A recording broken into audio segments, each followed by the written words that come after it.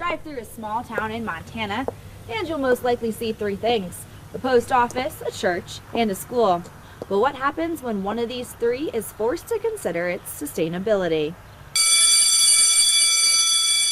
Allison Jones, an alumni of Chester High School, has seen firsthand the effects of decreasing enrollment.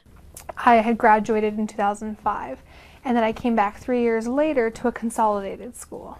Now a teacher at Chester Joplin Inverness High School, commonly referred to as CJI, she finds herself in the mix again. For somebody that graduated as a Chester Coyote, I found it really difficult for the change when I came back because everything was how I remember how it used to be. The American Association of School Administrators found that the populations in rural communities have been decreasing since the 1920s, which means taxpayer dollars that support schools' funds are dwindling. Increased enrollment definitely increases the amount of funding that the school district has to provide an education for the students. Losing the $10,000 that the U.S. Census Bureau estimates it costs to educate a Montana student can pose a serious threat.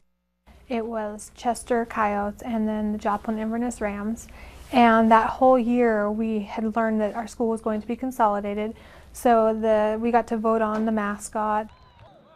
In a small town where communities are built around the Friday night football game, that mascot represents the town's identity. Chester Joplin Inverness, for a while, people would say Chester JI without spelling out Joplin Inverness, and that kind of touched a lot of people's hearts. The pride and rivalries that previously defined the heritage of a community are lost.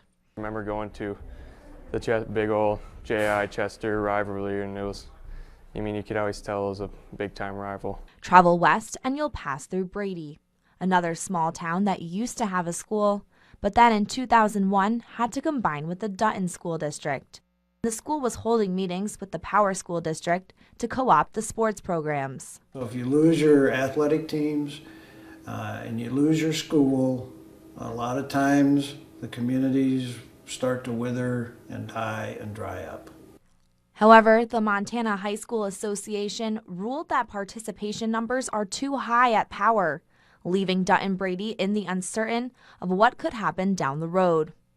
There is still hope, just like in Chester, where the nostalgia for the way things once were can be replaced by a new tradition. It's been so long ago now, but it's our school and everyone cheers for Chester Joplin Inverness. So. In Chester, Morgan Davies, ABC Fox, Montana News.